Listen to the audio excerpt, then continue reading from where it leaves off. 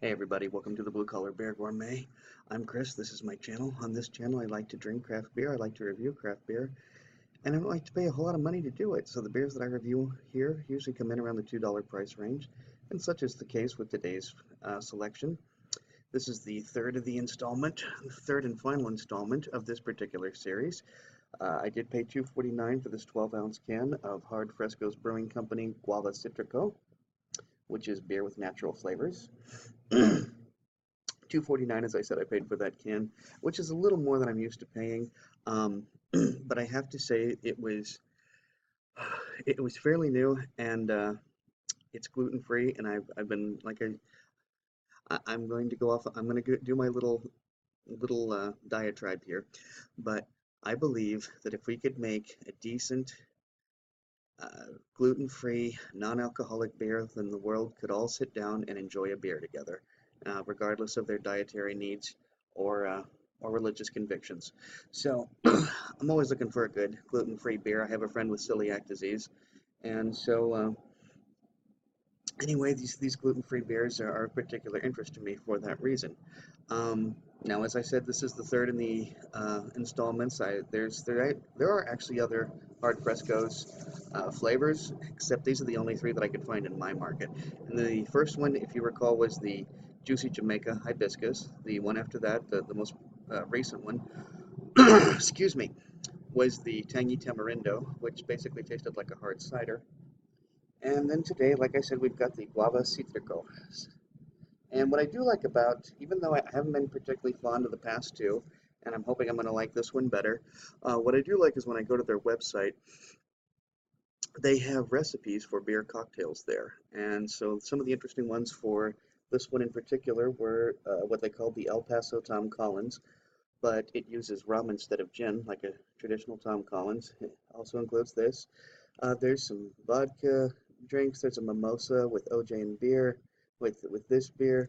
Um, so anyway, those are the variations, or those are the recipes that I saw available for this particular beer. This beer has a 5.7 ABV and 8 IBUs. Considering you can't really compare it to anything, there's no saying whether that ABV is typical or high or low or what have you. 5.7 is kind of a low ABV anyway. Um, Quick information about this. Absolutely no one on Beer Advocate has reviewed this yet. Only 594 people have reviewed it on Untapped, and its cumulative score there is 3.38. I did have one friend who has actually had this, a man, Preston Roberts, but he did not rank it. He just checked in on it. So that's the story behind that. It's a hard, it's a hard aqua fresca. Now, previously I used the Stange in the first two. I'm going to go ahead and use my Sam Adams glass because, well, we're just going to see. We're just try it across the board. See which one actually ends up better. Already I'm smelling apple once again. Well, that's kind of interesting. I do smell the guava now. Huh. All right, let's give this a good pour. See what we got going here. And that is pouring. Wow. I mean, that is almost clear. There's virtually no color to this at all. What you're seeing on the camera, that's in fact the case. It's a ghostly color. Lots and lots and lots of carbonation. High carbonation. Gonna give this a quick beard wipe, see what I come across. Anything new? No, more of that guava.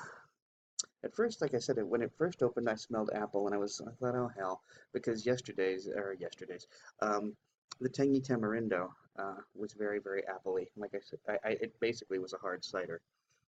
Give this a quick noz schnoz. Mostly what I'm smelling is guava. I'm also smelling,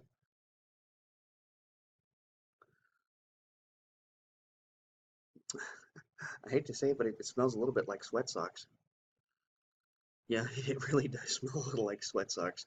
Um, but I am definitely smelling guava, and so I'm just going to go ahead and see what we got going here. Cheers.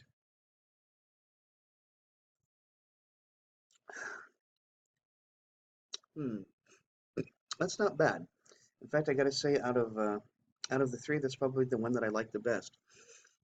I'm going to describe that as a low mouthfeel. There's really no spikiness to it. No alcohol burn on this one, which yes, the Tangy Tamarindo had sort of an alcohol burn. I did fail to mention that this is, in fact, the flagship beer, the Guava Citrico. So all others sprang from the idea behind this one, but this is apparently the original, and I like it. It is sort of a slightly unpleasant aroma there, but you know, sometimes with pilsners, that sulfur that doesn't come through in the flavor, that can come through in the bouquet. Some of my favorite pilsners actually have some of that sulfury smell, which is, let's face it, kind of unpleasant. But no, this is turning out to be pretty good, actually. It's definitely sweet. I mean, as you would expect, it is guava flavored, but it's not overly sweet. And what you really, I mean, you definitely are tasting guava, that's for sure. And I have to admit, guava is a fruit. Well, I don't dislike guava, but it's certainly not my favorite flavor. It's not my favorite fruit by any stretch of the imagination. But this is it's crisp, but it's clean, and I gotta say, out of all three of them, this is definitely the best.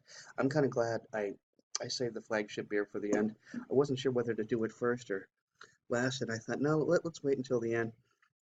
I'm glad I did because I ended up with a better, I think the best out of all three of them. This does not have a brewed on or enjoy by date, but given the fact that we don't even have 1,000 rankings on Beer Advocate, I'm sorry, on Untapped, and not even a single ranking on Beer Advocate, suggests to me that this is a very, very new introduction to the market. And I just got to tell you, I really, truly am pleased that this one turned out so well. Pardon, excuse me. I really wanted to like these. You know, they're gluten free. They come from a Mexico City brewer. You don't get too much. Most of the Mexican beers that make their way up this side of the border are the corporate stuff. You know, the Pacifico, the Modelo's, the you know, the Corona, stuff like that. It's rare that you get an actual good craft Mexican beer that makes its way this far north, and I'm glad that this one did. So, and I don't want to give it too high marks, you know, because it is better than the others. It's not extraordinary, but I don't know. You know what? I think I'm just going to go ahead. I'm going to give this a. I think I'm going to give it a 3.75. I think that's a pretty good score for that, and I think I have enjoyed drinking it. It's still keeping a fair amount of its carbonation. I don't know if you can see now. You probably can't see, but it does almost look like water, doesn't it? It looks sort of like Sprite. And it's a good one, and I'm glad that this one turned out better than the other two. So, everybody, if you like this video, please be sure to like, comment, and subscribe. And until next time, drink good beer and don't break the bank doing it. Cheers.